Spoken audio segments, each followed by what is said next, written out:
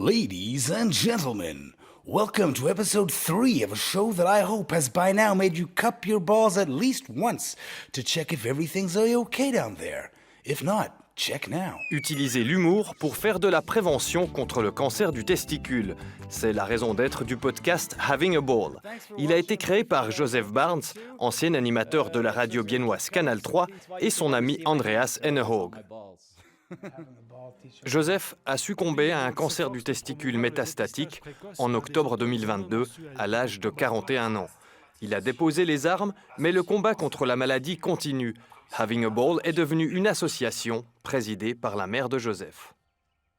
Il faut absolument continuer ce que lui avait osé commencer de parler si ouvertement, avec tellement de courage et d'humour. Il n'y avait pas d'autre choix pour moi que de continuer et de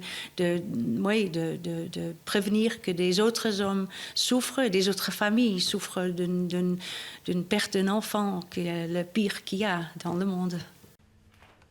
L'objectif de l'association est de briser le tabou autour du cancer du testicule, notamment en organisant des événements et en faisant la promotion de l'auto-examen.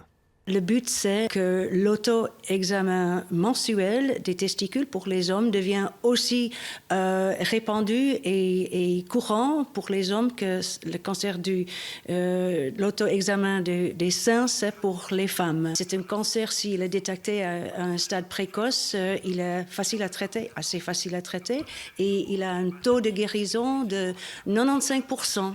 Si mon fils avait fait des autres examens, s'il avait pris plus au sérieux, qu'il avait quand même senti quelque chose, s'il est allé chez le médecin plus tôt, c'est tout à fait possible qu'il serait encore en vie maintenant.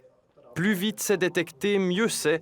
Le constat est identique pour le cancer de la prostate, le cancer le plus répandu chez les hommes de plus de 50 ans. Au centre hospitalier Bienne, le centre de la prostate, qui vient de recevoir un prestigieux label de qualité, mène aussi une campagne de sensibilisation.